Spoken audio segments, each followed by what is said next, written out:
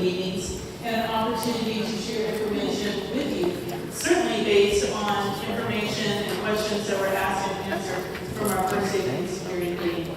And it's Kelly Moulton, I'm the superintendent of schools in Galveston. We did have a board member here earlier. Mr. Smith was here to grade volleyball. We had some other board members that will be showing up at a variety of times in order to meet their obligations for the work. One of the things that you need to know about tonight's meeting and all of our meetings is a three-pronged approach to our communication with you. First of all, we're talking about safety and security protocols. Things that might be different, things that might be the same that we already have. And we want to be able to share what's in place, what's going to be in place, what we listen to, decisions that are being made, and things that are in place. We also want to talk a little bit about mental health issues and those preventative activities that we have in place, those things that we can be proactive about, especially in regard to students and adults who are on our campuses. And third, we want to talk to you about communications. So safety and security protocols, mental health issues, and communications, how we can continue to do the job of communicating with you and get better at that each time we have an opportunity to meet.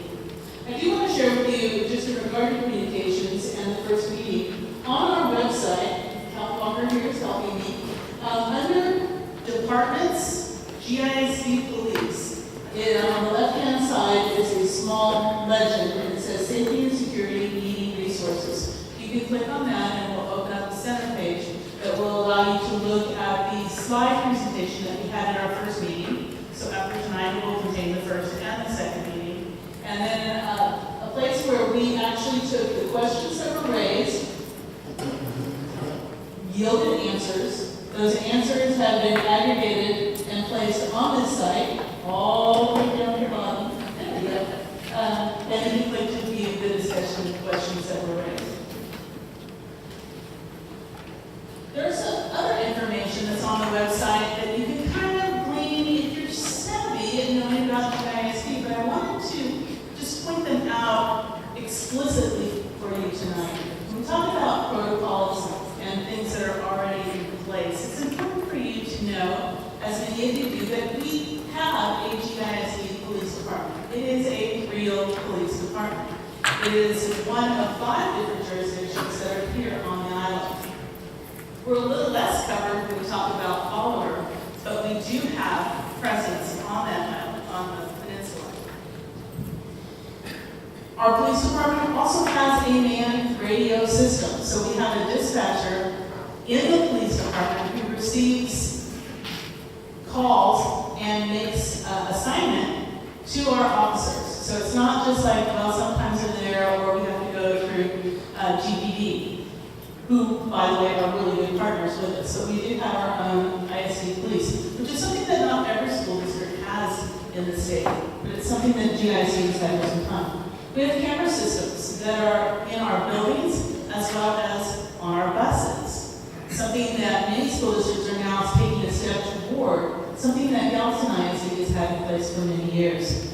As part of the Bond 2018 election, we are choosing to upgrade those cameras. Technology, as you know, changes overnight, and we want to make sure that we have upgraded equipment, things that we can access easily, and that will help us in the pursuit of safety and security for our students and our adults. We also have, when you come to each of our campuses, you either have to buzz in, you have to have a card swipe, or you have to have a key fob that allows you access to the building. Those are on the doors, on the perimeter doors, and it's something that we've had in place for quite some time. Once you're allowed in the building, there is a visa system for parents and visitors so that you have to present your driver's license or other identification, and we use a system that looks for individuals who may have had made bad decisions in the past and are registered as sex offenders, and that allows us to be safe on that venue as well. We also check for IDs if you're withdrawing your student. We want to make sure that you are the adult that is able to pick up your child. You don't pick up just any child from our schools. You have to be listed on their security card. We also have a call-out system. We've used School Messenger in the past. Many of you have gotten Ms. Polsing's voice over your phone to give you information on the schools. We are upgrading that through Blackboard, and our communications team is going to be able to share more of that with you this evening. So we want to be able to say that we have a district-wide system that talks about emergencies only. Individual classrooms may have other forms of communication that would reach out just to parents and students in those particular classes. So we want to be very thoughtful about making sure that emergencies are communicated in the same and consistent way each time. We also have an upgraded web page. We put together our work with Blackboard over a year ago, putting it together. It's been up and moving during this last school year. We're continuing to make improvements to that and understand the capacity in the services they offer us. We also have counselors at every campus. You may have heard or seen some information from media saying, oh, they're upgrading counselors or they're putting more counselors on campuses. We think that being proactive is also a way to go, but we also need to know as parents and community members that we've had counselors on all of our campuses. When we met last time, we asked the 3 questions. We asked about protocol, we asked about mental health support services, and we asked about communication. And we're going to continue to give information on that today. So we're on the website, we saw the questions that were asked. We actually have put together some answers and some further considerations for you tonight. We want to be able to continue to provide you with consistent and timely information. As I said, we'll continue to have meetings like this. Tonight we are filming. We recognize that not everybody can make a face-to-face meeting, but they may have time on their own to do something that's placed on the website. So we'll make that available as well. We also want to continue to support parent access to Skyward. Many of you have heard of this system. It is our student information system. It's also our financial information system so that we have some seamlessness for our employees. But parents have the opportunity to access their own children's information in regard to attendance, grades, discipline, and this is also where you update and upgrade your contact information. There's an opportunity for you to check in that you would like to receive a text or an email or a phone call, and in which language you would like to receive those. And then you can also opt out of those. Many people put multiple phone numbers on there, all the different cell numbers that you have. Let's say you still have a landline, business phone, and all of a sudden, all of your devices are going off at the same time when somebody calls in. You have an opportunity to choose when you get into that system. We also continue to learn. Our theme, one of our themes of sub-theme this year is that we're all leaders and we're all learners. As leaders of the school district, we continue to learn. We continue to engage with professionals in the area of safety and security. We attend classes. We have dialogue. We inform the board so that they can make informed decisions. But we want to be able to reflect what our campuses and our communities' needs are. There are lots of things to choose from about in the world of safety and security. And we want to make sure that we're representative of what Galveston ISD needs in order to move forward and to continue to secure your trust as we take care of your loved ones.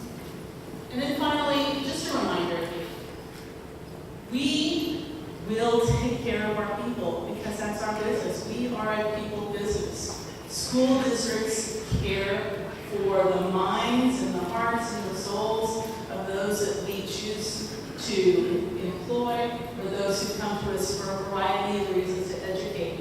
We have no other business with people. And so we want to ensure that we're taking care of them. And so that's our pledge to all of you. We're going to continue to work hard. We're going to continue to inform. We're going to continue to engage you all in that process. So thank you for attending tonight. I hope that you can point your friends and neighbors to the video that will show, to the website that will be posted, and the information that will continue to expand this website. I'm going to turn it over now to our police chief, Leroy Elmore. Good evening. I'm glad that all y'all can make it. It's great to be here. Your interest in the safety of our student, staff, and faculty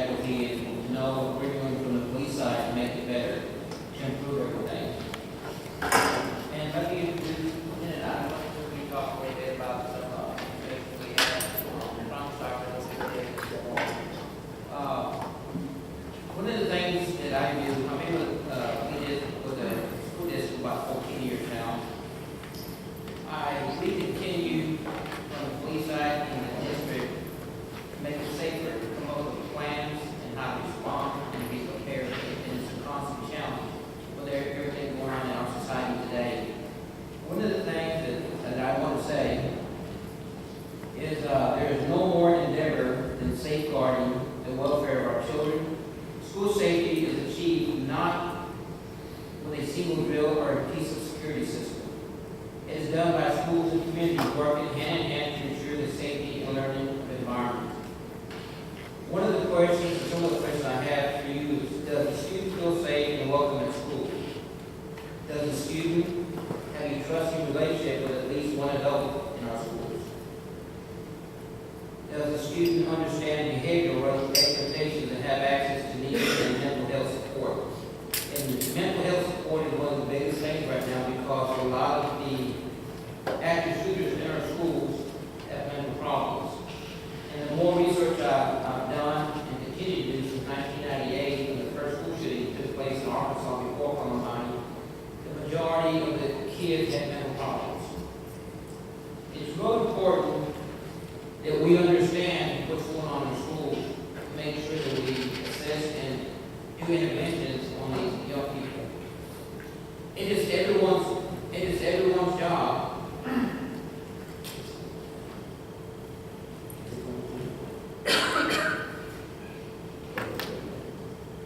It's not working.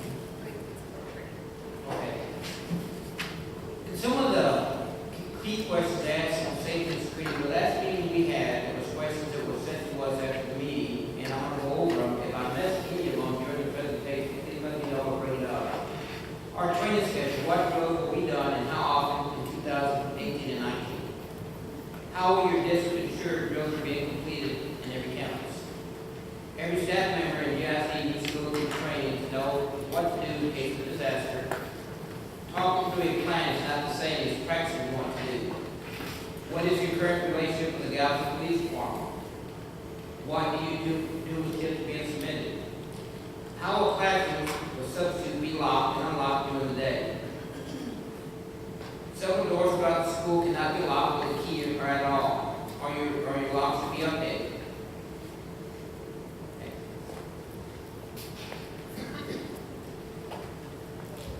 Teachers' availability to swipe badge on the doors in the schools. What is being done for campuses with separate buildings like Parker, Morgan, and Austin? Drills are great to have a basic 180 classroom that will any time of training be provided at the older age of middle and high schools. Cafeteria exit plans, emergency plans at all campuses, large number of students in a small space, panic ones in a large system. One of the other topics is metal detectors. Are they going to be part of the safety plan? And the last one, what's being done to protect students as they enter the building besides staff watching them? And some of those questions are going to be asked during the PowerPoint. It is everyone's job to be involved. We all have to be prepared.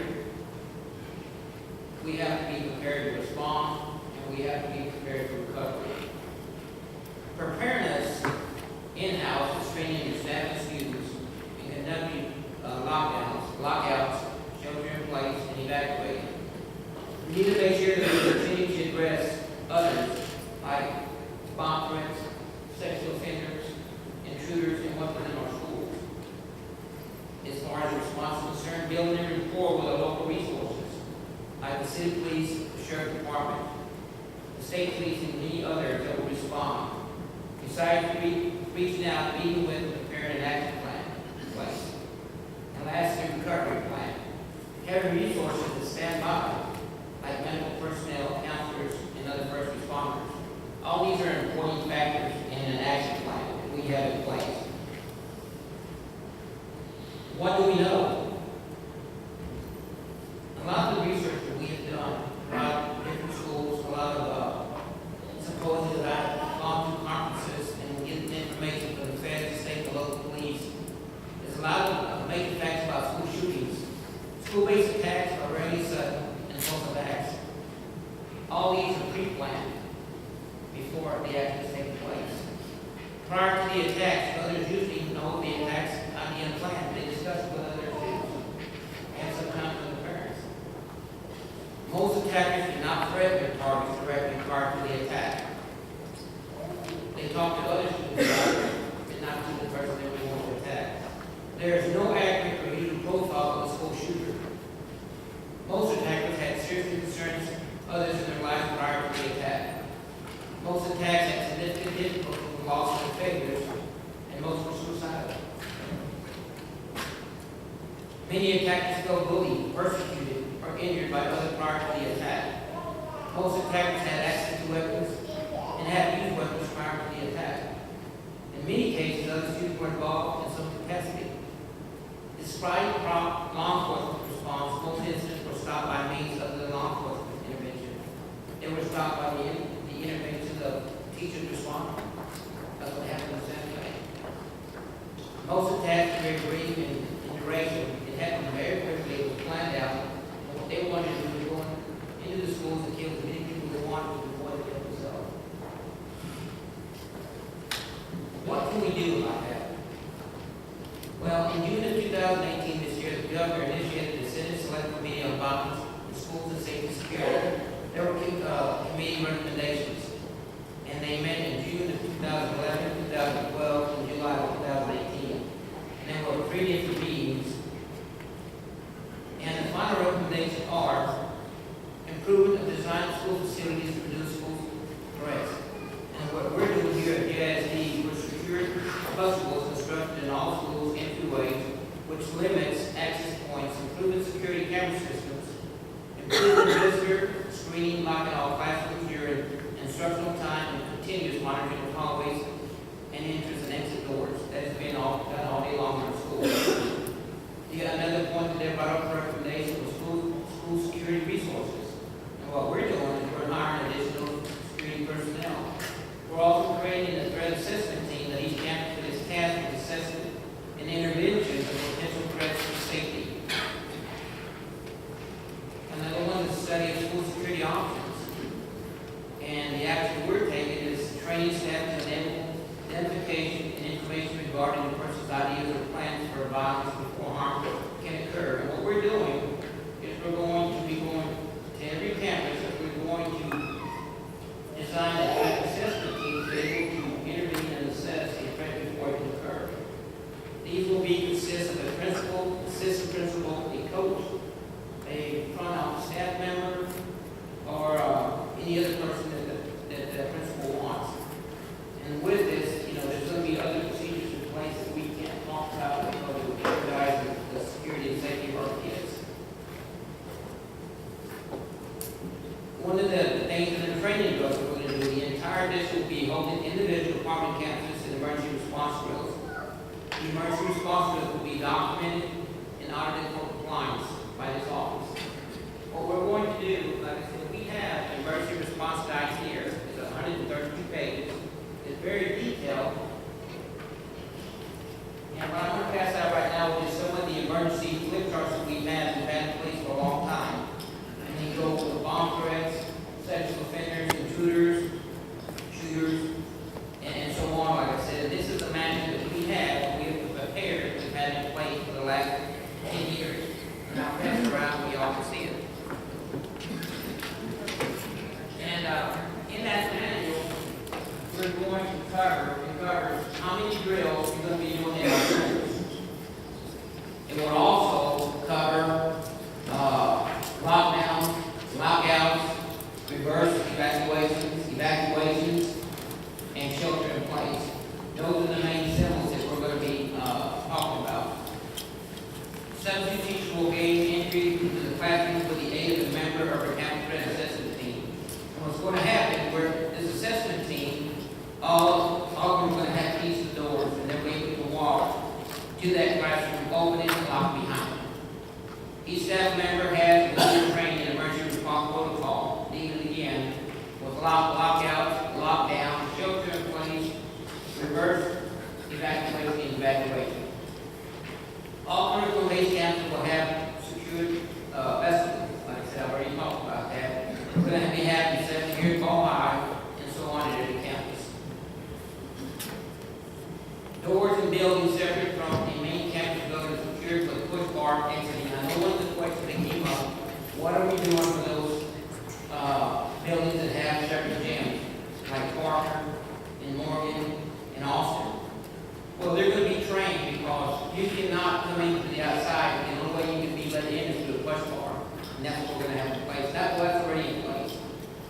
gonna make sure that we train everybody and make sure not to let anybody in from the backside.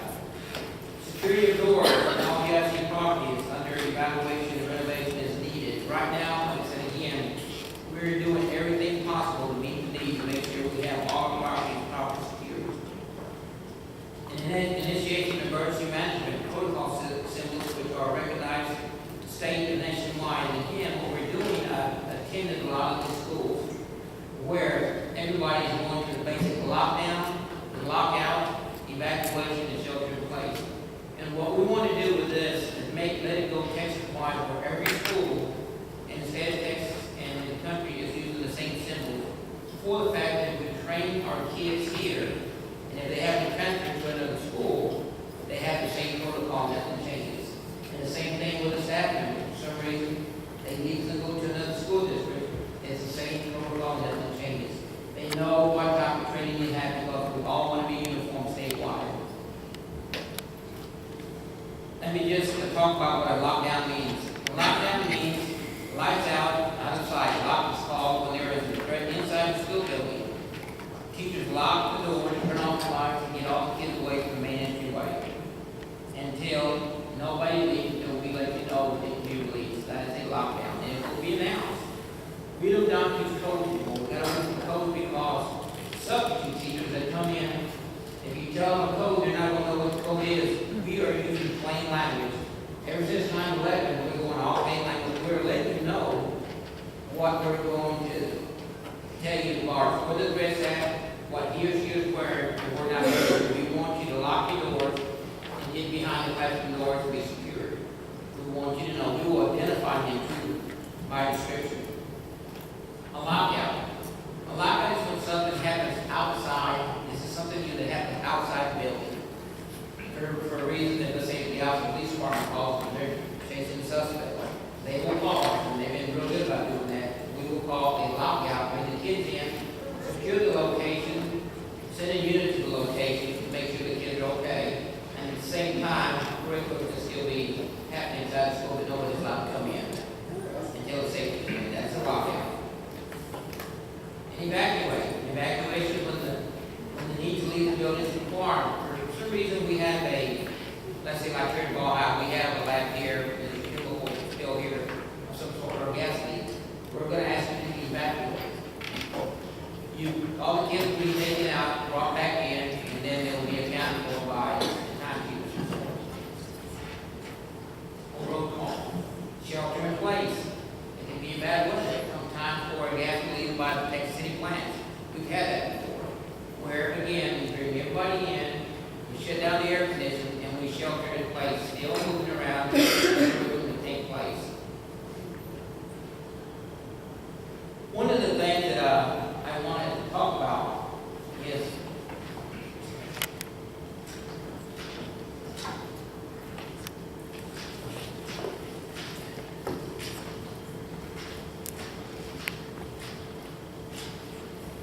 as I listened to a key speaker by the name of Michelle Getty, and she was a teacher, a mom, and a victim of Sandy Hook.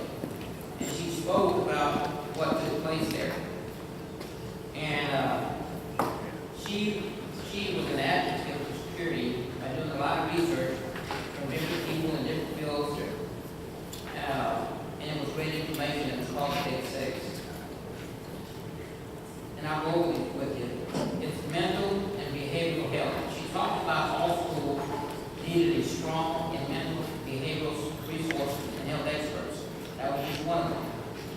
Health and wellness. She talked about how schools need school nurses, health, nutrition, and physical education programs. Another one was physical safety. Schools need crime prevention methods. For law enforcement, school resources, officers, and other professionals in law enforcement that may assist in physical security. She talked about climate and culture. She spoke about kids. How does it feel to be in school? Do you feel safe? Do you feel welcome or comfortable enough to take a risk to learn and grow as a student? She talked about emergency management, which was the cornerstone of all the Big Six, having to do with interagency operations, which is the key for preparedness, response,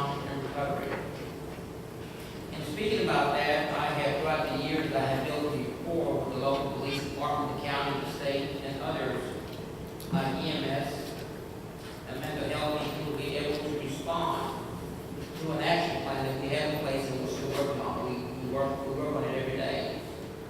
This is very important. She brought this together, and as I listened to it, and the more I did research, these are things that we have in place here already. We need to tweak it, and we need to make it better. We need to make it better and bring it all together to make it work, and it takes all of us to make it work. There is so much well acknowledged in each category here that builds a progressive approach to school safety, and it takes each and every one of you, especially from the community, to engage. We need all of y'all to give us information. Who plays a role in school safety? Campus leaders, teachers, staff, district administrators, members of the School Safety and Security Committee, local emergency responders, and y'all in the community. Everybody plays a role in school safety. And we need to come together to make it safe. A partnership that works. Each of us serve a role in safety and security. Each of us are responsible for providing the best overall learning atmosphere for our kids. It is a combination of us all that creates a partnership that works. Both are elements to a greater cause, and that's school safety. It is very important that we all come together to identify problems that we're having in and around our schools. We need to build that rapport, that trust, to be able to identify and assess those threats that are around the kids. And I'm asking each and every one of you to please help us do that in our schools. Thank you. With that said, did I leave anything out of the questions that I read earlier? Yeah. Yes. We're not going to talk about any metal detectors then? Okay. I don't have a problem with metal detectors. I mean, there's pros and cons behind it. You know, one of the things that I've done research on, and I've talked to the chiefs of police and other administrators in schools, you know, there's pros and cons for it. Like I said, I'm not going to stand here with the value dollar and talk about how to do that, but there's a cost. And again, there's a cost to it. You know, sometimes some of these metal detectors at the bigger schools, like in Houston, they go down. And all of a sudden, what do you do with your people? And there's some good personnel there now. I would rather have police present in the exterior and interior of our schools. But like I said, it's an option. It's something that, you know, when you have boots on the ground, when you have those people out there that want to harm our kids, they're going to look at our police officers that are in uniform, our police units are canine. I would be hesitant about coming in our schools if I see that outside schools. And what we do in the school district, we work from the outside coming in. We assess and evaluate what's out there to make sure it doesn't come into our schools. And again, like I said, as we have metal detectors in the two main locations here at Ball High, as a shooter, I would go around and attack. So the back doors are always open? No, I'm not saying that. I'm just saying it's not 100%.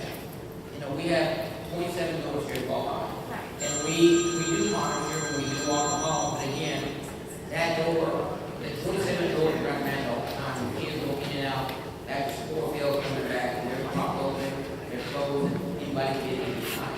But I am telling you that we have police officers, security guards on the backside and the front, and the Jolies and the golf carts right now. Nothing's 100%, but what I'm saying, you know, we can entertain it, but again, you know, it's just cost. Right, so if it was funded by an outside source, would it be easier to do that? Well, again, I mean, it can be. I mean, Santa Fe was looking at the outsourced by an outside entity. We could entertain it then. Don't have a problem. Any other questions? Yes, ma'am. Will there be police officers at every campus? Well, I'm just going to say, we're going to have police officers covering all areas. I'm not going to tell you where, because I don't want to tell the crook where it'll be at. But we will have sufficient coverage throughout the district. Yes. So two questions that were asked on your slideshow was one, that some of the doors within the schools do not have proper working locks. And so I think it would be helpful for people to know, are those doors gonna be, or the locks be upgraded? And let me tell you my second question, because then you can answer them both, please. The second one was for substitutes, because they may be watching at this point. How are they going to be able to lock their rooms should there be a situation on the campus that they're subbing? Well, like I said earlier, when we will train the staff, I'm pushing for it to be mandatory that all doors are kept locked during critical times. And they're going to be left open by the team, the threat assessment team, drawing that keys. That's what we're moving in that direction, and they're going to be locked the entire time. All the research that I've done, a lot of the students that come in, they come in and they're in the middle school shooting before we know they're here. And if those doors are not locked, we're going to have problems. We're going to have mass casualties. So I'm pushing for every door to be locked during critical time. And as far as some of the locks, we're addressing that to facilities to make sure every lock is functional. Okay, thank you. Yes. Most of the locks are mag locks, that just drop in with like fire or something like that. No, they're not. They're push locks. The main doors, like I said, at the other school have mag locks, and main entry, the majority have push lock slides to the inside. Any other questions? I have a few questions. One, I was wondering if you could explain what you mean by the students entering through a secured vestibule, like what does that mean? And the other is, just kind of curious in reading what's been posted online that most of the elementary schools here have gone to like the clear mesh backpack thing, but not the high school or the older students. And my understanding is the majority of the shooting type things have happened more with an older population than the little kids. So I was kind of wondering what the thought process was behind that. Well, I talked, the superintendent, I talked, Posey and I talked about that, and that's something that's going to be discussed with principals about the higher learning schools. And I agree, I think everybody should live there, pass. It seemed backwards. I agree, I think that everybody should have their backpacks, it would really help us out a lot. Did you say you thought elementary schools were? Yeah, that's what I read. It's only middle schools. And the question was asked of me from the media, and there was an article in the Galveston County Daily News. This decision was made last year for 2 of our middle schools. So that was Central and Collegiate. This year, Austin, in order to make it uniform, decided they would go to clear backpacks as well. So it's our middle schools that have mandatory clear and mesh backpacks. The question that was posed to me, was this in reference to safety and security and because of what happened in Santa Fe? No, because 2 of our schools went to that platform last year and Austin decided to join in. So it's our middle schools that have the requirement of clear and mesh backpacks. But not high school. Not high school, no. One thing about the clear and mesh backpacks for the high school level, if that's going to come into being, then something needs to be done about the access to the lockers for the students. Because I know most of the students in the high school level carry everything in their backpacks. My son's backpack is probably a 35-pound backpack because he has no locker. And that's the choice of him. I know they're available. But the majority of the students don't have lockers or have time to access lockers in between classes and things. So that's a consideration to be made because a plastic or a mesh backpack is not going to hold up with everything that they carry in their backpacks. Plus, you have many students that have gym bags as well that they have to carry because they have practices later in the day or after school that they have to participate in too. Right, and that question was brought up, and I spoke to the Mr. Miller about it, and it's in discussion right now about the lockers. That's it. Yes, sir. Good ideas on clear and mesh or no backpacks, but I guess the other thought to consider would be athletic bags. Some of the kids, my son plays tennis, has had a tennis bag with buckets and things like that that carries to school. I just don't want to be singled out, I guess. Right. But just So it is something that will be taken into consideration before I'm assuming it is acted on, and everybody will have input on that. Yes, ma'am. One, with the dress code or trench coats allowed? Well, like I said again, like I said, the way, I mean, if it's cold and they have heavy coats, we understand. But again, uniform in the summertime, as a police officer, I have a problem with that. But that's something that, like I said, I've talked to, from the police side, it's not against the law, it's hard for us to address it. And we can't engage in that because it's nothing illegal that's happening. If for specific purposes, we can, that we try to let the administrator and the staff handle that. But if there's a pattern and then they're doing that, we're asking them to let us know what we need to do. And then the other is, sorry, it's nerve-wracking thinking about these with my kids. I mean, it was May. I mean, the middle schools do have, they can only wear a hoodie of the color of the school. Ball High was in uniform. And why can't we say that they can't wear heavy coats? And even during the day, I mean, they shouldn't be. Well, I know, again, they can still something, we look at it from law enforcement side, and I know that there is a dress code for the school, and they have to adhere to it. Any other questions? Mr. Armour, she asked a question about how the vegetables were. Oh, okay. Well, they're gonna be in enclosures, and, designers have come in, and they're gonna be, enclosures in the front of the school, and they're gonna be monitored very closely, like I said. During a specific time, what we're doing, the vegetables can be 12 by 12, 14 by 14, and they'll be in enclosures. And when the kids come in, of course, we'll have police presence, security inside and outside, along with administrators, to watch everything very closely. But after the bell rings, there's going to be a magnet lock that engages in that vegetable unless nobody will not let anybody in. If they come in, they have to push a button to let the secretary know, we identify them, ask what their purpose is, and then we'll let them in. And all of the vegetables, they have like 12 by 12 by 12 inch windows where they break one out, they will break out the entire basket come in. They'll just be that one frame. So, you know, where do we put all that in place, see if it works, and all the research we done. Let me just add to that real quickly. I'm sorry, we'll get back to you. You'll see some hardscape change in some of our campuses. For example, at Austin, when you're used to walking up the stairs into Austin, through the glass doors, through another set, and then you turn left into the office. The actual door to get into the school now is actually being cut through the brick before you get to the first class. So you have to go in, the office is being augmented so that you have to address somebody in the office before then you can make a right turn and go into the building and have access. The same thing is happening close to their teen health clinic, which is at the ramp where we have bus drop off. You have to go through the health clinic in order to have access to the rest of the building. So in all of our buildings, you're going to be able to come in, ring, you get access, you come in, but you'll immediately be faced with a glass or metal wall that directs you into the office where you must go before you can have access to the hallways. If those of you that are familiar with our elementaries, we have 3 that are kind of all the same.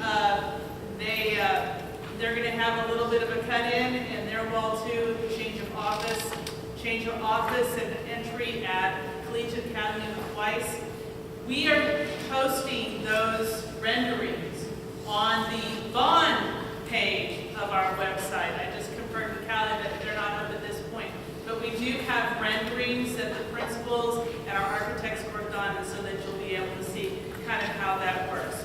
We tried to do it as efficiently as possible because we have an October 1 deadline of having those all in. So there is a little bit of underlap in regard to the start of school. But we wanted to start quickly, and we'll be able to finish with our architects and engineers and construction firms working evenings and weekends to get that accomplished as quickly as possible. There was a question back in the back. Yeah, so I want to touch on the question that was asked earlier about the police officers on campus. So how many police officers will we have for the 2018-2019 school year? We hopefully will have, we're working on a total of 11 police officers out there. And how many campuses do we have in GIS? We have 13. 13 campuses, yes. But we're going to try to hopefully improve that number in the years to come. But right now, we're looking at like 10,000 officers. What about security? We will have guards. Per campus? No, it's just be security guards in the entire district, yes. And these are security guards that are non-commissioned, don't have weapons. Yes, ma'am. What about the doors where our life skills kids? Those in the past have not been real well secured in any of our campuses. So will there be a change? If our kids come in different doors? At each campus is different. In some of the campuses, you have to come to the front door, I believe, Right. and some of the side doors, it is. Right. But sometimes those side doors are propped open for different reasons, or, so will there be somebody at those doors so kids can't? Well, we're talking to the staff, especially where they can have staff member standing there to look at those kids in to make sure the doors are locked, and we have had those problems in the past, and we're addressing them as they come along. To make sure that those doors are closed, and that's throughout the entire campus. That's why it's there, yes. In addition to Miguel's comments about the band doors, what about during the off, non-school year classes? Are there any, the band students, for example, are practicing for 8 o'clock already this year? And are there people in the front office that they can come in? Yes and no. Like I said, there are some service staff that works. Like I said, we are also working, we're on schedule to do it, so we're trying to cover every campus that we can, we get calls. But again, we're addressing the teachers and the custodians and others that make sure those doors are locked. Yes, ma'am. Chief, what's the recourse for employees that don't follow the rules? Well, we, myself, the superintendent, and principal team, we talk about holding people accountable. And this is the reason for the documentation and the audit and the concept that, again, it starts at the principal goes down, we tell them, and again, verbally, we have different plans that, we take verbally, we write you up, and then it gets worse from there. We are trying to hold people accountable for their actions, and safety is part for me, and that is unacceptable. Do the officers have the authority to write up disciplinary reports like that? We usually will take it, they will notify me. Sometimes they will approach an employee, and let them know to make sure that door's locked, make sure that you do this and don't do that they shouldn't be doing as far as safety is concerned. And they'll let me know, and then from there, what I do is get a hold of the principal. If it's a jazz team over here at the Ball High, then the principal will take it from there. If there's protocol, we have to follow. Has there been any discussion about having parent volunteers help in patrol at any of the schools? I know Santa Fe is. Well, not at this time, it has been brought to the attention that I'm looking for, we are on board, and talk to me about it, and something we can look at. Any other questions, comments? Yes, back there, sorry.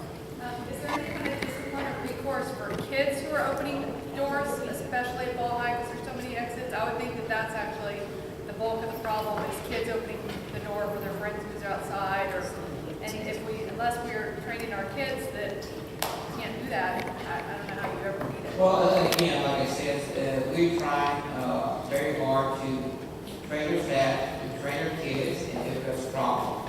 And again, that's a constant battle.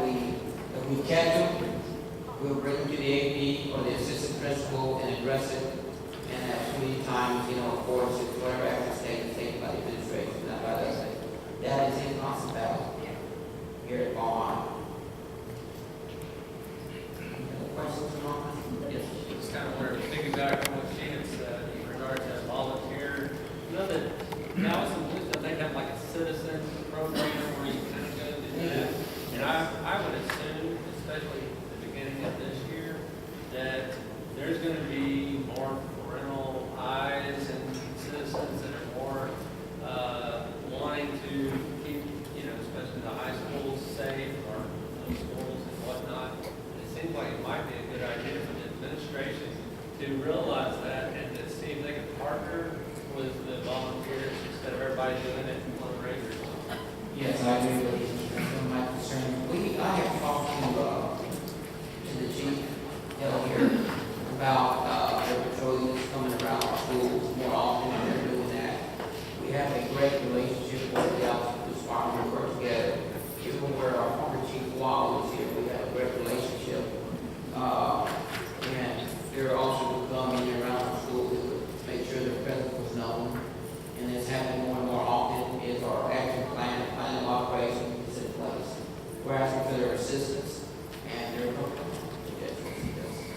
Will the rendering to the vestibule also be linked to the safety and security page? Yes, yes, it will, yes. Any other questions? Like I said, if any of those questions you can think of that you can't think of right now, please email them to me or put them on the website so we can answer those questions. We'll get back with you. Again, I encourage each and every one of you to engage in keeping our schools and kids safe. Please call or email me with any information because, like I said, all tips that come in, we look at, we don't take anything lightly. You can't nowadays. One of the things that I want to pass up is I want to have Lieutenant Item talk about WeTip very quickly. That's a website that we use for our kids. We're getting good information on that. Good evening. It's so exciting to see so many people here. The first meeting was good. This one's even better. Hopefully they'll continue to grow. I know with the summertime it's difficult to get everything scheduled so that you can come to an after work meeting, but personally I appreciate it. I'm going to talk about one of our Crime Stopper programs. It's called WeTip. And I'm going to encourage you to encourage your students to utilize it. We've had it in place for 4 years now, and to the best of my knowledge, we haven't paid any tips. The tips that have been turned in, the person turning them in didn't want a reward, which is commendable, but for the kids, you know, I think you need to reward that positive behavior. WeTip is 100% anonymous. They have never, in the history of the program, been struck down in court. When someone reports a crime and it's prosecuted, and that defense attorney says, well, my client has a right to face their accuser. Well, an anonymous tip is just that, anonymous. We've had tips come in that have helped us solve crimes that occurred on campus. We've had no retaliation, which a lot of times when kids come and talk to us about something that's happened on campus, and we call the parent and we say, do you want to file charges? Well, no, I'm afraid my child will be retaliated against. With WeTip, they don't know who you are, so there's no retaliation. I explain to the kids, you know, their favorite line is, oh, I want to be a snitch. Well, there's a big difference between reporting a crime and being a snitch. A snitch is somebody that reports something and then stands back and enjoys that person that reported getting in trouble. That's a snitch. They're doing it for their own entertainment. A person that is an upstanding citizen, sees a crime committed, calls WeTip, reports it, that's being a good citizen. And that's how I break it down to the kids. And some of them have utilized WeTip. It has helped immensely. They and you are where we can't always be. You know, this is a high school. It's not a prison. And we want it to be a safe, comfortable learning environment for the kids.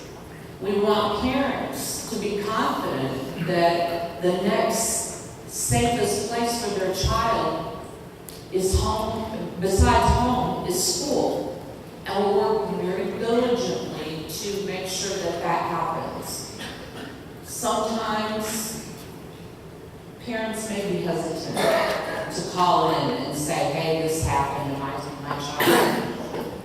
WeTip is specially trained to take information enough that we can work an investigation. Don't be timid.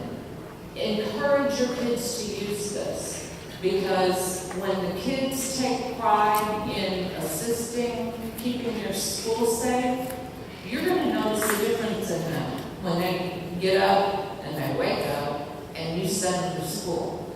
They're not going to be afraid, they're not going to be intimidated. There are other ways, Blackboard? Okay. There are other things through the district that are available if they don't, you don't want to go through WeTip. They will pay with our recommendation, a successful tip, and that doesn't mean prosecution. If you call in a tip to Crime Stoppers, their stipulations are, has to be a conviction. That's not so with WeTip. Because we, in law enforcement, want what's in the best interest of the student. Kids are going to mess up. They're going to make mistakes. Our goal is to make sure that they're dealt with appropriately. Sometimes we have no choice but to go through the charges. But there are times when we have discretion, and we're going to do what's the recommended best interest of that student. And everyone involved is going to be on the same page with that decision. WeTip, if we recommend it, say a student reports the theft of his cell phone, and because of that tip, we were able to recover that cell phone. Or we were able to identify the person that took it. That student that made the report is deserving of that reward because they did the right thing. I know y'all have bought more than one cell phone for your kids because someone has stolen it. If you encourage your child to use the WeTip, what they do when you call is they give you a number and they tell you, do not tell me your name. If you do slip up and say, oh, this is Sally Johnson, they'll say, okay, you're going to need to hang up and call back. Because when they do, they will get a different operator.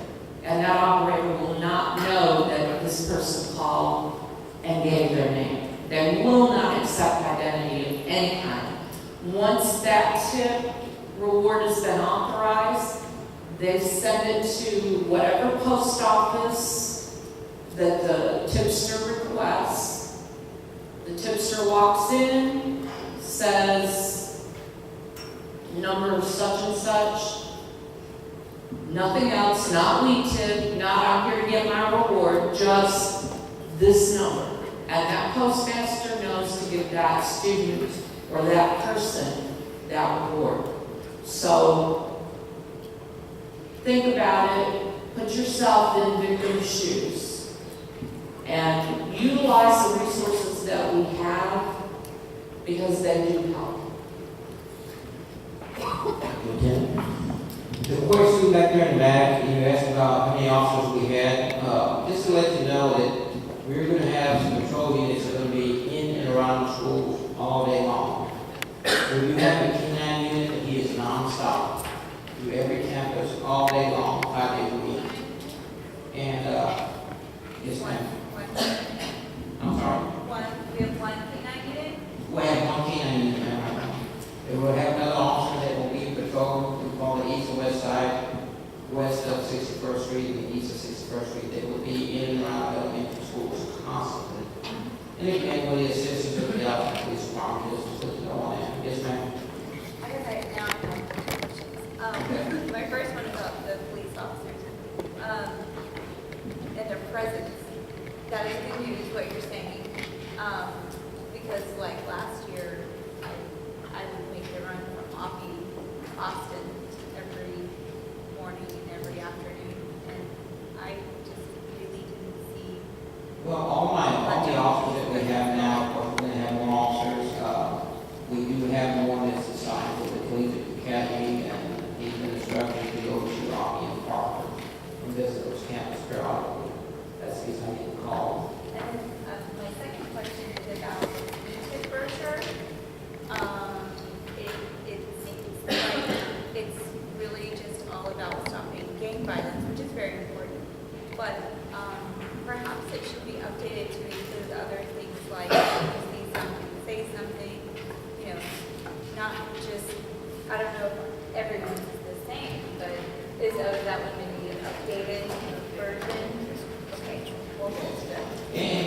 I just want to say that this poster with the 17 by 11 inches will be posted in every classroom door. That way the staff and the kids know what to do when they're going to train at the beginning of the year. In fact, we're going to start our campus training on the 13th Monday, and for the next 2 weeks, we're going to be training our staff on protocols of this nature and others. So other than that, if you have any questions or comments or email you want to send me, please send it to me. I hope to be able to answer. Thank you. Good evening, friends. This is a heavy subject. So what I want to talk to you about is the way that we will communicate. But before I start that, I must admit, Chief Amador is one that keeps information very close to his heart. I'm sure that's because he is in the police world. There will be, and he mentioned it just briefly at the end, I don't need that thing. He mentioned that very briefly at the end of his presentation. There is a calendar. Every campus in this school district will be training within the next few weeks. I think all of you want to know that information. I can assure you that will happen. That will happen shortly followed by, and I didn't even say my name, most of you, I think I know you in the room, I'm Donna Polzan, I'm the Chief Human Capital Management, Student Services, and Communications Officer. And two people that will be presenting this portion, the communication piece, will be Callie Walker, who is the communication liaison, and Kyle Boland, who also works with us in communications. But I wanted to address one thing. My topic is on the board, that I always go off topic some bit, and I'm going to talk about student wellness. The question was asked about, and I think it was meant to figure out how we are going to support our teachers and the rest of our staff, and what will happen if they don't follow the protocol with the doors. Our mission in communications, and I'm sure your mission too, should be to, and we will work with our employees on this. Obviously, student wellness we promote. Well, any employee that doesn't follow the protocols and the training needs to be reminded of their own wellness and their own safe being. Obviously, we want everybody, no matter what their position is, no matter what their job is, to follow our safety protocols. Because when it's all said and done, we're all a part of this district. Parents, students, and employees. So I just wanted to say that our mode will be to train every campus person, teacher, administrator, so good that they don't have to second guess. They will know exactly what to do. We had 2 days of administrative training in this same room. A good bit of what is already happening with employees is when you enter a room, and I told this story to Dr. Moulton and our cabinet Monday morning. I was standing right over there where our board member Tony Brown is standing. And as we were talking, I was thinking, what would I do if a shooter came through that door right there? What would I do if somebody came through the back of the cafeteria? Unfortunately, that's how we're all going to have to think. And that's how we're all going to start thinking. And what we want you to do is support this message with your children. Now, this room has lots of employees in it. Every single one of them, as I'm talking, is looking at me, shaking their head, including Kelly Moulton in the back of the room. We want people so well trained that they'll know exactly what to do. Not just in the crisis of a shooter. That's not what this training will encompass. It will be much more than that. We want our students to be trained and to know immediately, what do you do in a weather event? You look out the window and a tornado's come. Do we want them to think, oh gosh, what do we do? No, we want them to know. We've practiced the tornado drill. You know, you get up, you get away from the window, you go to the hall, everybody sits together. That has got to be something that moves forward in Galveston ISD, just like it is in every other ISD at this time.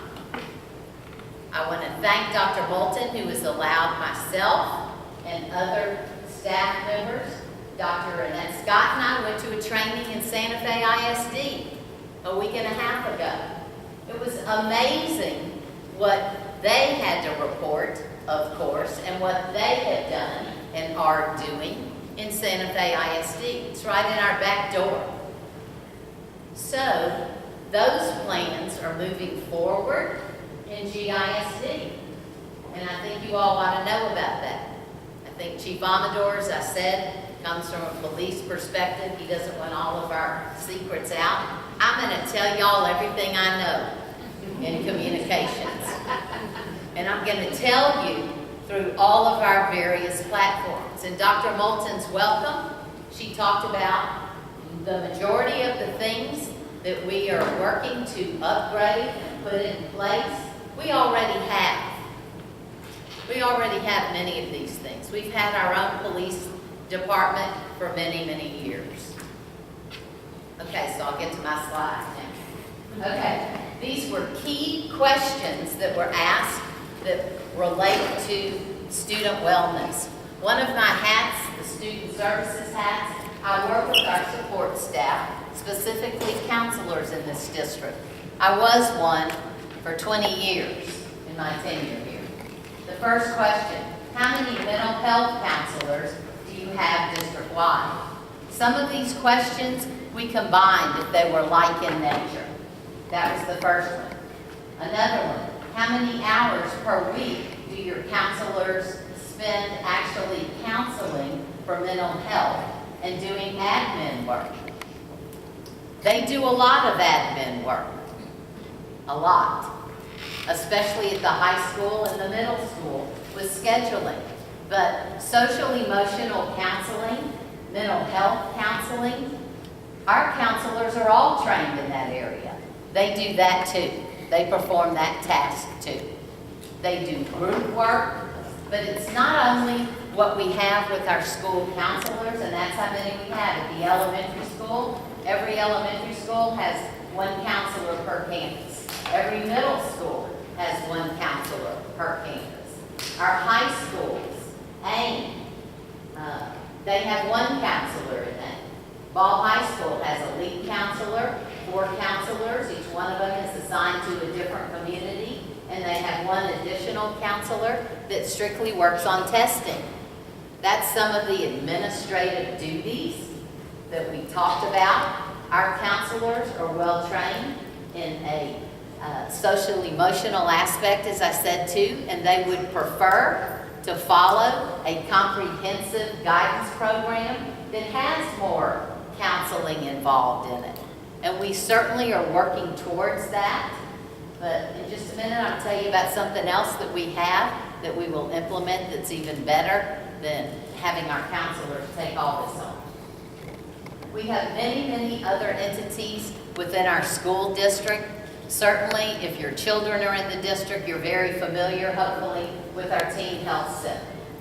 I'm looking at, right in front of me, Dr. Beth Auslander, who can be found in the Teen Health Center and is very involved, not only in the work that she does through the Teen Health Center, but with our Causeway Galveston, with our social emotional new learning system and employees that I'll talk about in just a minute. You'll be very excited to hear this, because every single training that I have gone to that relates to safety and security, there is always a strong push for more mental health counselors. Everywhere you go, every training that I've been to, you know, it's great that you are beefing up your safety, your security, but we need more mental health counselors. Those of you that are familiar with Dr. Jeff Temple, I got another thing today, something that Dr. Moulton sent me. He speaks all across, not just in Texas, but across the United States and beyond. So that is something that Galveston ISD will be implementing. The next question, more public information and publicity on the teen health clinic. We're gonna build your clientele there, Dr. Beth. We plan in communications to start a campus district-wide awareness campaign, especially promoting all of the social emotional health and things that we have in Galveston ISD. Of course, we will use everything at our fingertips, every social media platform, website, every campus website, and this is what we'll promote. I mean, we'll promote the teen health clinic, we'll use social media, e-blasts that go out weekly, and we will increase the internal communication. We talked about our staff. Our staff, obviously on this topic, is hungry for more information. So we plan to increase our internal and external communication. Are the new SELs trained professionals, LPC, licensed professional counselors, or social workers? Last year, Galveston ISD began to train our staff, even the year before we did, high school, in social emotional learning. We just hired in Galveston ISD a district coordinator and 3 SEL specialists. Now that's social emotional learning. And in a minute, there's a slide that speaks specifically to what that is. And here it is. Homes, communities, schools, classrooms. Look on the bottom, SEL. I actually like the next slide. This is just a big visual, but this slide speaks specifically to social and emotional learning, SEL competencies, what these individuals will be focusing on. And the first is self-awareness, social awareness, responsible decision-making, self-management, relationship skills. And these individuals will be working throughout our district. And the plan is, of course, after this first year of implementation, we will have them at additional campuses. And I'll tell you where they'll be this next year. The question was, before that slide, are these individuals LPCs, licensed professional counselors? The job description stated that they had to be either a certified counselor, that could be a school counselor, that could be a drug and alcohol counselor. There's all kinds of counselors that possess certifications. Or they could be a social worker. One of them is a social worker. Or they could be someone that has had extensive training in this area of study. So I'm proud to say that we have hired the district coordinator and the 3 SEL folks that will support in the district. The next question, really encourage each campus to have parental involvement in the SHAC, School Health Advisory Council. Have any of you ever served on SHAC? Julia, raise your hand. Julia was actually very instrumental in actually bringing, Julia Hatcher, in actually bringing SHAC to life in Galveston ISD. So Julia could probably explain it to you better than I. If you look at my slide, I've done a slide bit. The SHAC has a variety of roles addressing all components of a comprehensive school health program. The components include health instruction, healthful school environment, health services, physical education, school counseling, child nutrition, health promotion for staff, integrated school and community programs. You'll see counseling is woven throughout all kinds of things in Galveston ISD and has been for a long time. Kelly? How are students informed about the Causeway Galveston services? I talked a little bit about Causeway Galveston, and Dr. Auslander, would you like to say a few words about that? Sure. I like surprising people. Thank you, Beth. I'm really excited about this coming to our district. Causeway Galveston is both a partnership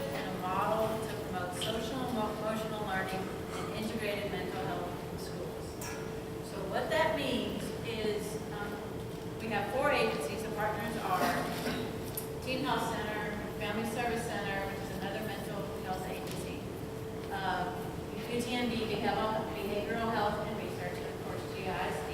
So those are the 4 partners. And we're partnering together, kind of locking arms to really provide a web of support around our kids. You know, we've been kind of working in silos, sort of besides each other for years, referring to each other, but not working as integrated. And that's what we're doing now. We're training together, we're talking together weekly, we're integrating our services, we're putting services at different tiers. What I mean by that is, what we want to do is have all kids in our classroom get explicit instruction where they learn about healthy relationships, where they get a curriculum on healthy relationships. And then, for those other courses, we want to integrate social emotional learning within their reading courses, their science classes.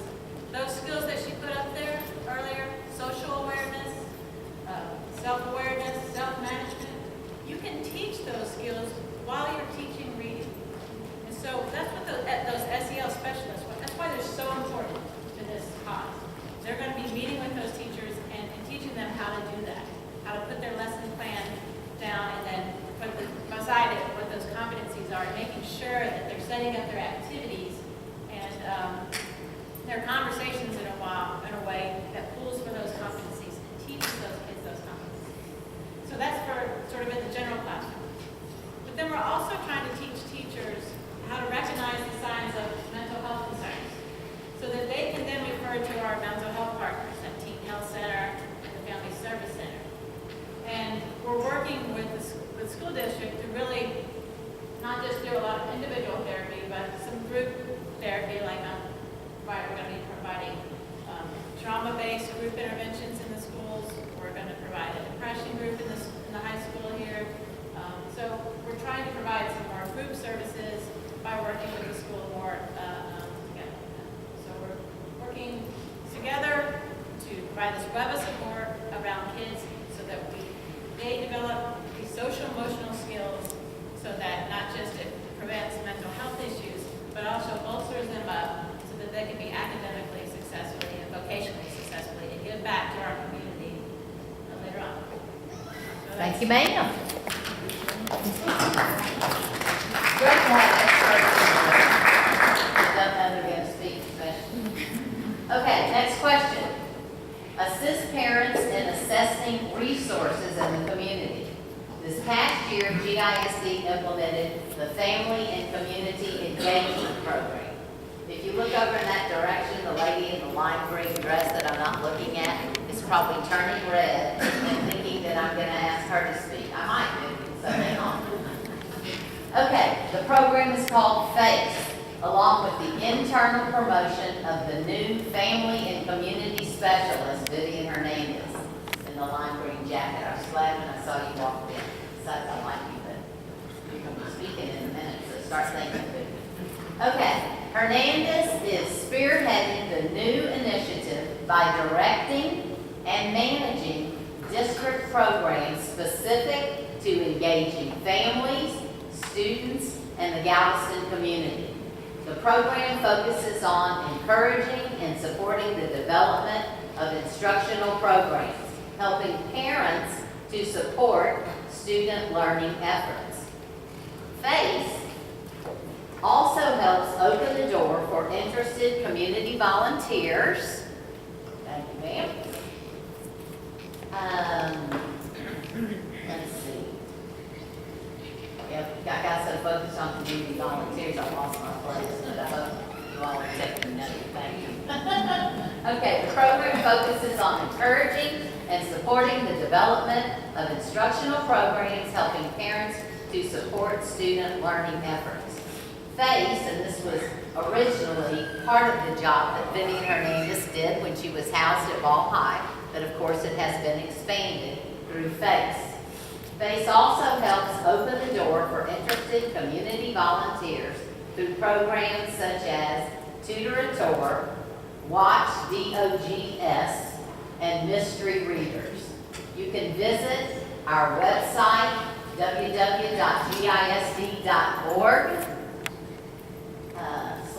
/FACE to learn more. Vivian, will you just talk a minute about what I just talked about with community volunteers, since we've had that question.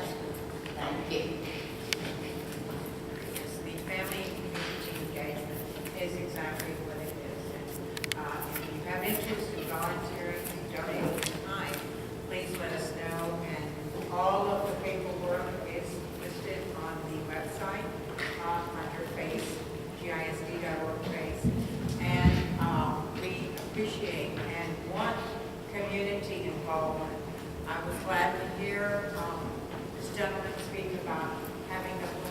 Academy getting involved, I will reach out to them in the morning.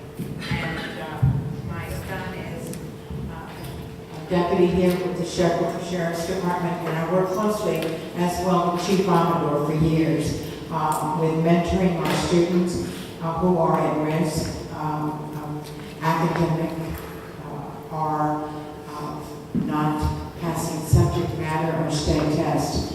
And the mentors are community-based employees, school students, college professors, Galveston Regional Chamber of Commerce, businesses and the owners, and the A&M students, Galveston College students. We have a work-study program with both of them and the University of Texas Medical Branch.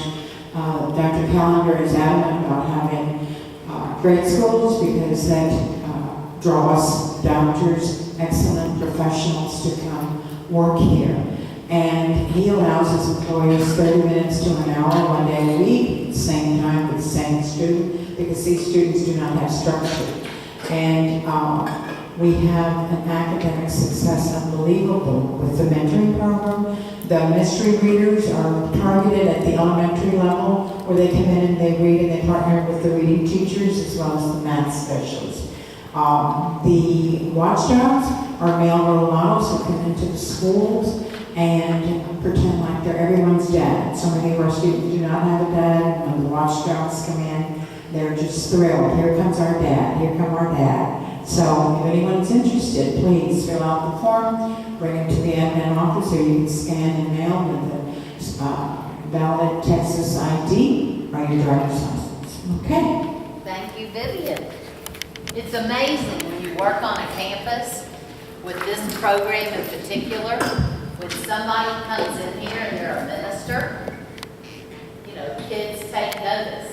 They come in and they're in their police uniform. They take notice. I just was standing in front of this gentleman right up here, trying to be a more observant person, and I know that he has a GUN. So, thank you for coming. Okay, next question. All principals need to make sure that students who need social emotional support through teen health are allowed to get the support regardless of the time of day and its conflict with instructional time. That was a question that was posed to us from the last meeting. There is never, ever an intent to not allow a student to seek help with all of the services that we offer. So I don't know what that question came from, but if it was any of you in the room, never would it be our intent. We have so many supports in this district. Family Service Center and other entities, we allow them to come into our schools and render their services, and we provide in-kind services. They do that. We would prefer that they come here and use our facilities for that, because then our kids don't have to leave. They don't have to leave during the day. They can get that support here. Certainly we have mental health support through our teen health clinic. All of these things that I'm talking about, I promise you, it is our mission in communications. Now that we have so many fantastic platforms and ways to get the word out. Oh, and I'll take a break for this commercial. I thought I would be speaking before 7. For those of you whose phones that went off, that was me calling you. So if you got that call, I should have given you that tip. I thought I would be speaking before then. Okay, next question, Callie. Okay, key comments and questions from the public on GISD crisis communication. Okay, this time, I'm going to turn this portion of the program over to Callie Walker, and she's going to talk to you about some of the things that we plan to do and that we will do, because as I said, when Chief Amador goes through campus training that will be much more specific with our staff than he shared with you today, then shortly after that, we will follow through the communications department and do the same training for our teachers. And Callie's going to give you some updates and some insight into what that will look like. Thank you. Right, unfortunately, I'm not as loud, especially this week, I'm being over a cold, so I will take advantage of the microphone. My name is Callie Walker, I've been with the district for about 1 year. I've been in Galveston almost 6 years, so I came for what I thought would maybe be a year closer to family, and I never left, so it's gonna be in. All right, so what I'm gonna talk about, if you came to the last meeting, we talked about what we have in place now. We took everybody's comments, and any communications we want to hear what the public has to say, because we're communicating to you, so if there's something that's not being communicated correctly, or in a fashion that you're not receiving, we want to know about it.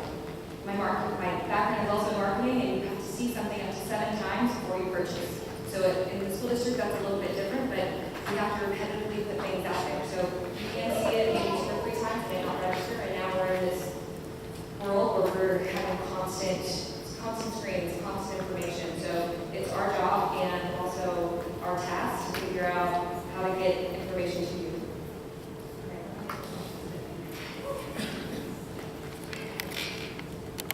All right, so one thing that was said, make sure parents are made aware ASAP about situations involving their children.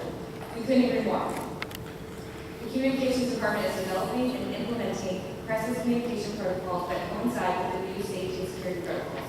So when Chief Almondor stood up here with the sheet that's going to go in every single classroom, what we've done in the Communication Department, we've looked at best practices throughout other districts and things that we've already had in place, but we put them down on paper so that each school, each administrator will have the protocol. So if there's a lockdown, if there's a lockout, they're going to know what to do. They're able to look at their card and say, okay, this is how we communicate with our parents. This is how we communicate with our employees. And it's consistent for each incident that happens.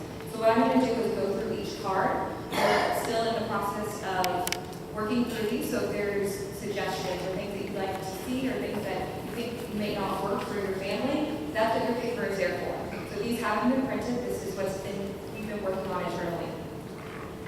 So lockdown. I'll go through each one pretty quickly since I know we won't have time to kind of dig into each one.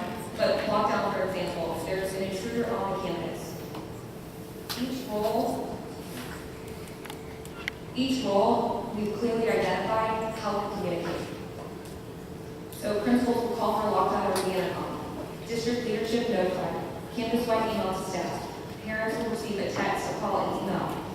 Updates and information, we get text and email every 20 minutes. Reunification protocol, communication. Post-parent meeting and question and answer, conclusion of the event. So we'll make these things known so that each time one of these events happens, we can just put this right to play. And just like the safety protocols, we want this to become second nature on all our campuses. Lockout, same thing. We have specific things that are in place. For example, a lockout is when something is happening. Sorry, I've got 2 keyboards right here. Lockout. If there's something that's happening on the perimeter. So for example, we had something recently in the last school year. There was GPD identified, I'm not sure the exact case, Almondor can probably correct me on this, but there was an intruder or there was some sort of disruptance around our campus. It had nothing to do with our students, but GPD notified our police department and they locked down the school. A suspected robber. A suspected robber, there we go. So class was able to continue as usual, but on that campus, they were able to lock the doors and make sure that nobody could get in. That same day, a letter went out to parents. But in the future, we want the parents to know what to expect. So we're trying to create expectations, and by creating expectations, we want to live up to those expectations.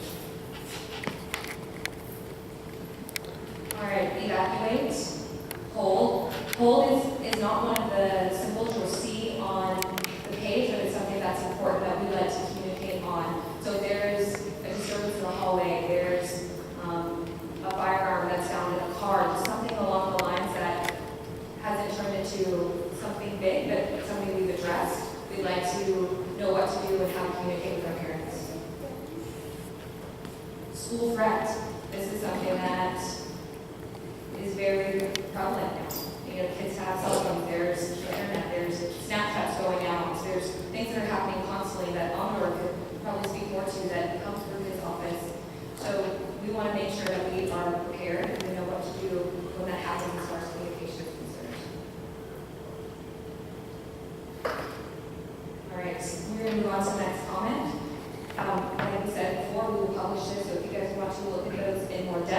They will be on the website, and you can go through each one. And as we train our administrative staff, after on-the-door trainings on safety, they'll know what to do and have these cards in place. Public comment. Ensure all public information is channeled through the communication personnel. Districts should speak with one voice. Can we improve communication between schools, parents, and students? Make sure students are included. So right now, we were at the last meeting, what has been in place since November of last year is our mass communication system. It's a wonderful tool because it's connected to Skyward. Sorry, I have two up here.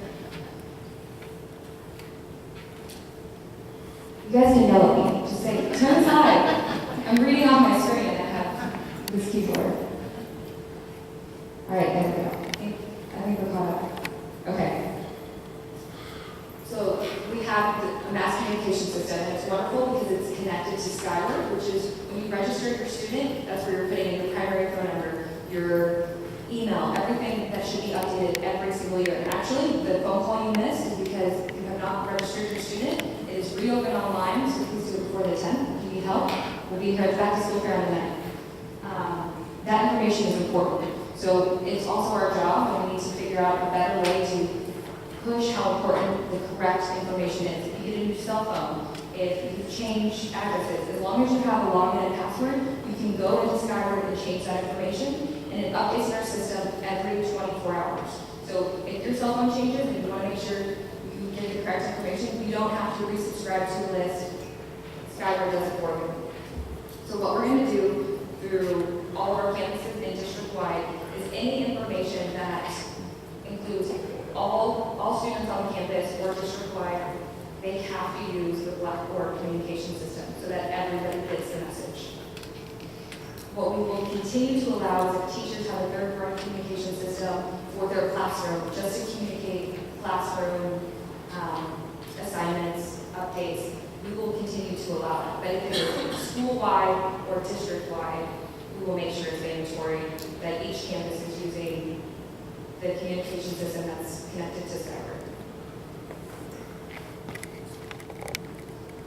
All right. Please stress the importance of two campuses updating calendar and information. Once again, I completely agree. So each campus has a webmaster. And a lot of times, in all cases, the webmaster also is a teacher. They are a secretary. They have lots of roles. So beginning of each year, we communicate our expectations. So what we're going to do to enforce those expectations a little bit further is host 4 meetings a year. So that way it can be a combination between best practices, accountability. There's just more ways for us to all be in one room, talk through what maybe one campus is doing that's successful, and we can help each other because they have a lot on their plate and they're helping out each campus. So this is going to be one step in ensuring that those calendars get updated.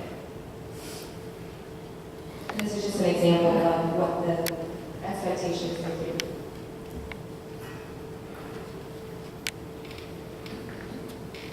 All right. Increased publicity of crisis plan and modes of communication. So one of the things that we like to do, especially after spending time in these meetings and as well as spending time with Commodores, we have right now information on the website, and we'd like to redevelop the safety and security portion of our website and include the following: safety protocols, frequently asked questions, emergency phone numbers, links to statewide resources. Not only where you can submit a tip, but ask a safety question, submit a safety comment, and report a threat. So that's something that we're going to work on internally. We have to develop that not only with Commodore, but with our department to make it visually pleasing. So that's something over the next month we want to implement on our website. Once that's in place, we will then communicate it to the public. So these meetings have been instrumental in communicating with the parties that have been interested in showing up. But once we move forward and we gather all of this information and we put it in a pretty package, we'll then move forward and push it out to the community. So we want to make everything that we've discussed over the previous meeting and this meeting available to everybody. All right, to promote WeTip about students, PSAs via Snapchat, Instagram, and the community. Develop, implement, communicate, see something, say something.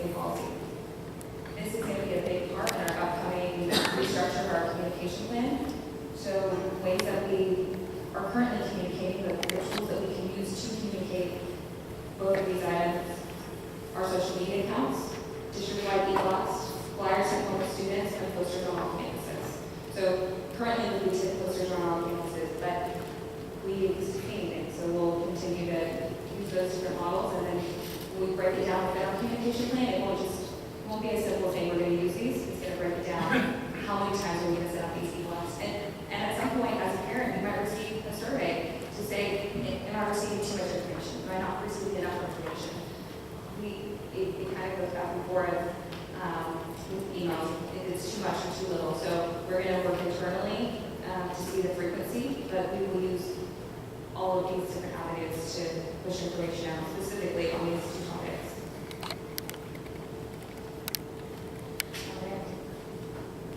What will you do about families without electronics, without the means to get the messages electronically?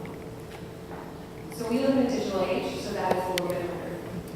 But we can put signage on campus. So this year, if you introduce students to campus for things like registration or schools of choice, we send colored flyers to be posted on the doors. So we send those to the campuses with instruction on where we would like those to be placed. And that's something we'll make more a continued effort on, and then also, just like with everything else, accountability, making sure those flyers are being hung directly where parents can see them. School announcements is another place it's going to go back to the training that we do with our administrators whenever we all come together. The marquee, some schools have digital marquees, some have the letters, so it just depends on each campus and the training that we do with our staff.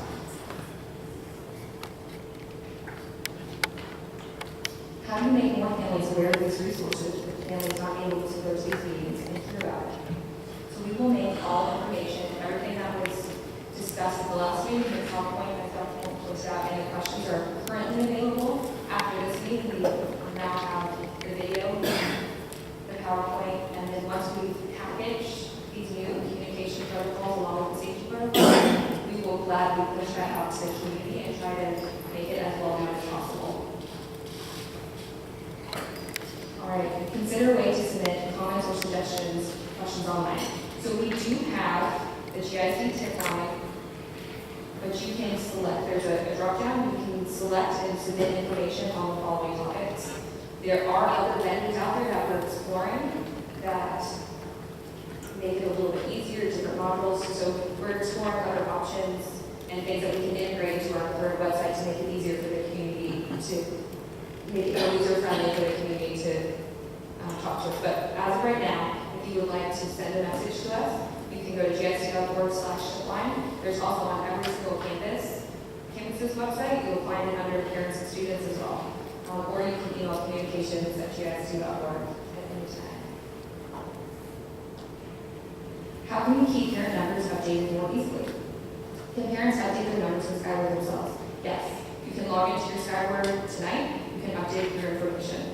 So one of the big things that we want to push for this year that might be different, the parents' information should be clear, but part of our new communication protocols involves texting students grades 5th through 12th. So if their SMS number isn't already in, we have to put together, they'll start with an internal campaign and then it'll move out to parents. But we need to get their students' information into Skyward. The only way those texts will work in an emergency is if the student's information is in. So that's something we're having to break down and explore a little bit further to get all the students' information. So it might be everybody in their homeroom and it's teachers assisting. We're not quite sure how that's going to look, but that's going to be part of this, not just parent information, but finding out how to most efficiently update student text messaging, student cell numbers. All right, looking to platforms that expand further than GoGuardian. If you were at the last meeting, you heard us talk about GoGuardian, which is connected to our Chromebooks. And this gives us whenever certain information is searched for. So we had multiple people ask us to look into our student social media accounts. Where we stand there is there's some security. We don't have, nobody has that. You know, there's a security there for a reason. So what we did talk about, which would be important, and I have this as the last question on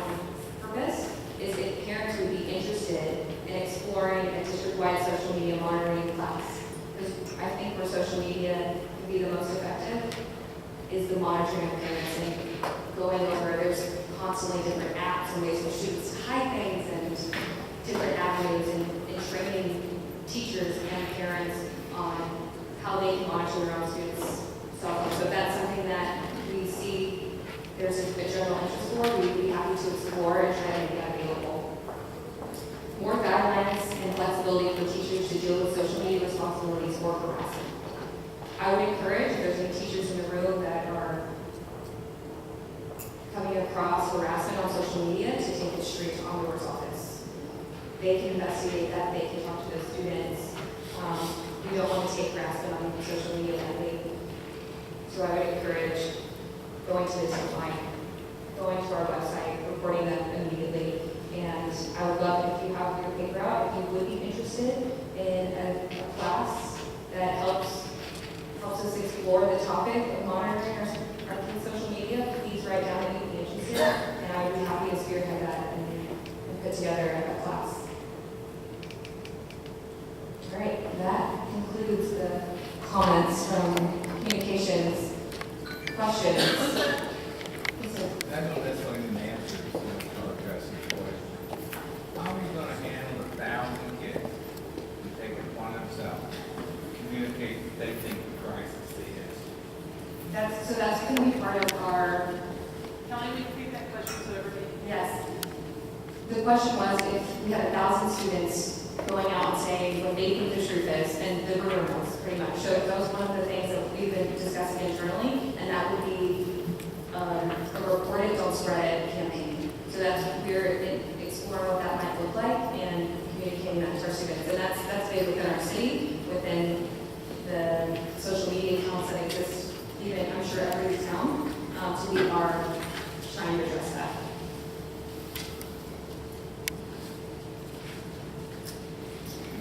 Said something about sign up, where do you sign up for the class? Oh, just on the comment sheet. Oh, there should, if you didn't get one, we can pass them around. So at the previous meeting, or what we'll do at this meeting as well, we had one of these for every attending person. So you can write down whatever you'd like us to look more into or address. And we publish the questions online, and that's what we try to do in this meeting, is to address those questions. So that's those will come to my office, so I can tell you how many people are interested and try to explore that a little bit more. You can also send something to communications@gisd.org, and we'll get those emails as well.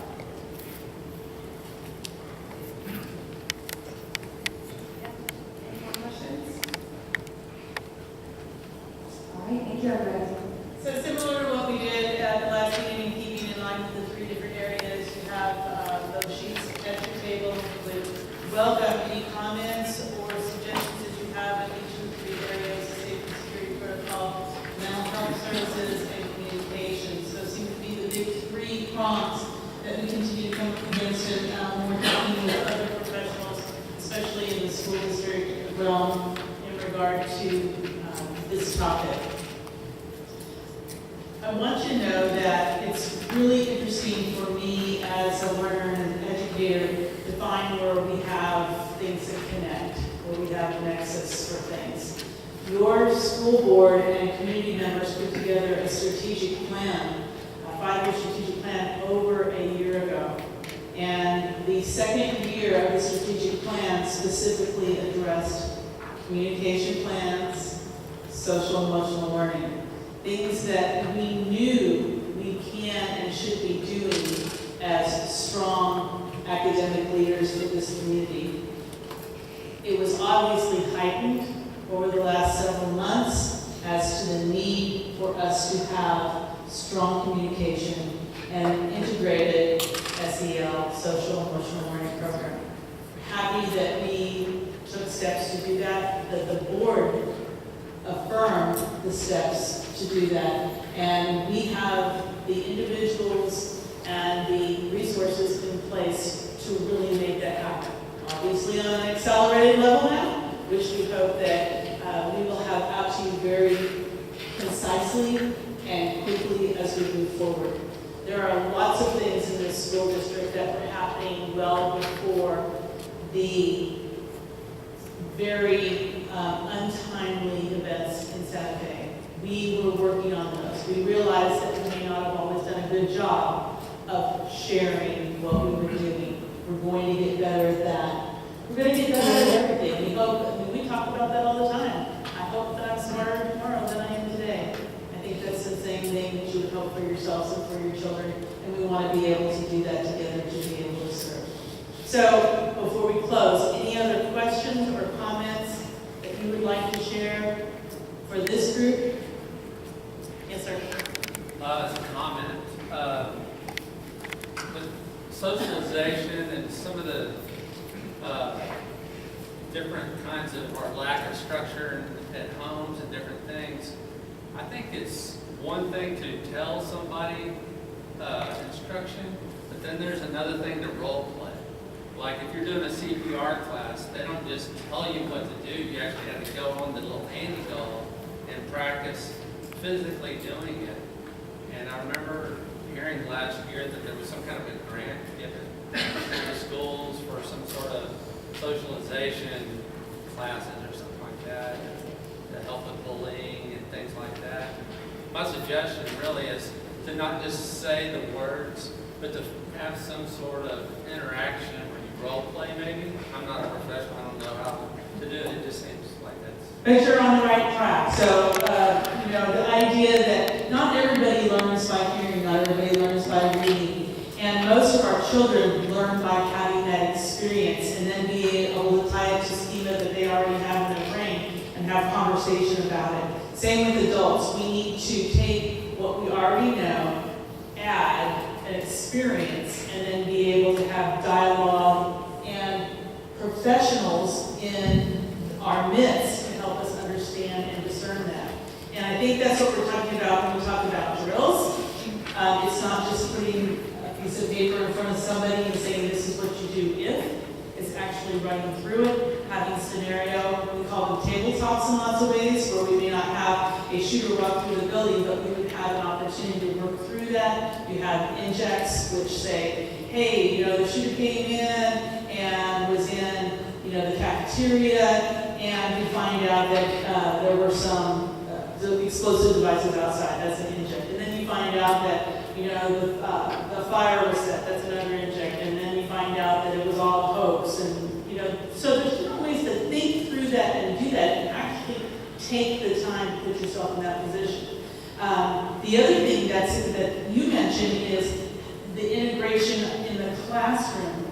And we had Dr. Alsander talk about the curriculum that we were putting in place for helping students work through relational issues. If you don't have a chance to talk about it at home, if it's something that we say we're not going to talk about at school because we're only going to do reading, writing, arithmetic, those are barriers to growing into the fine young men and women that we want to produce in GISD.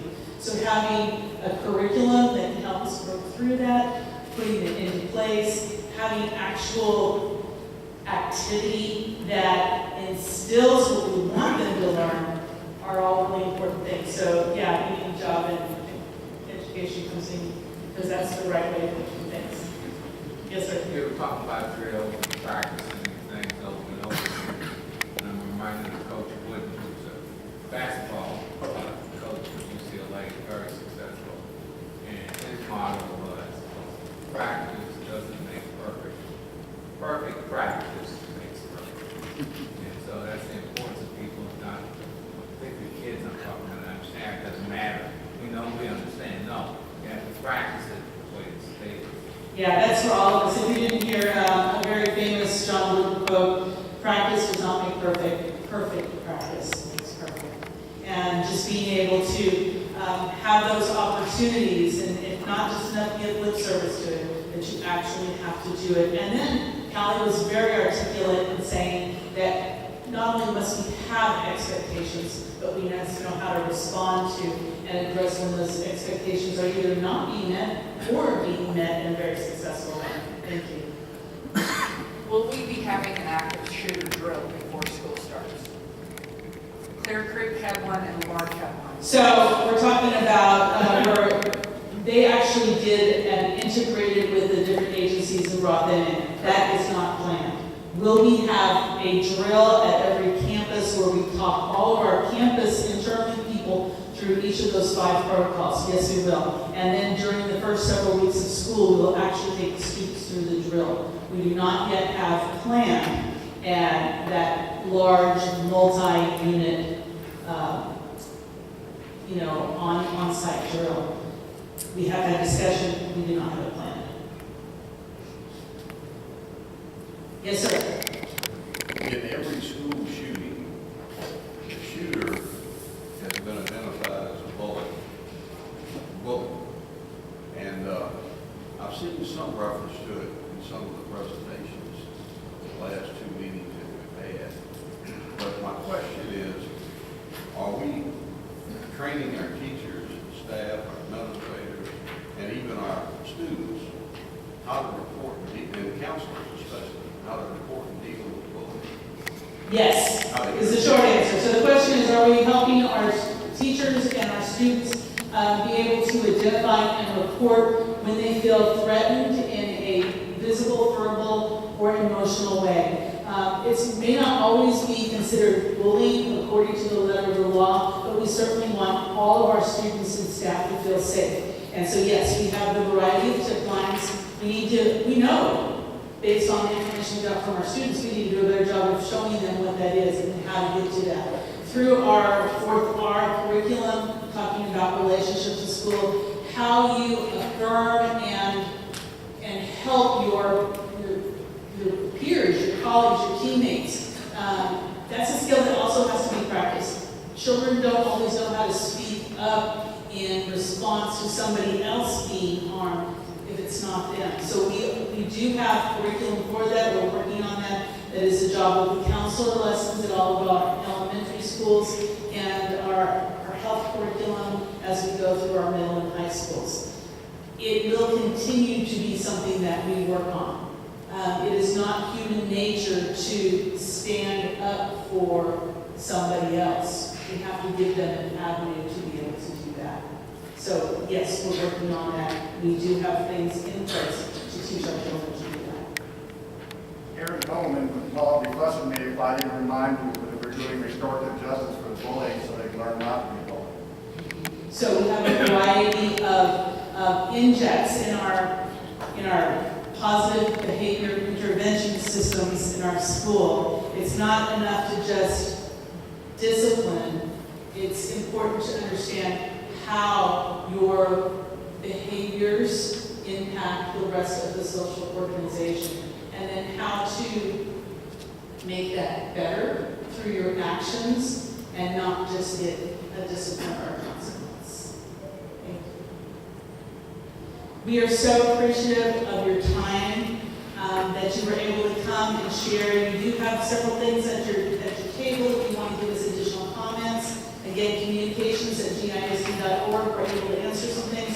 And we are available if you'd like to set up a meeting with either communications or police department or my office as a superintendent. Thank you so much for your time. We do appreciate you. Ready to welcome your kids in 3 weeks.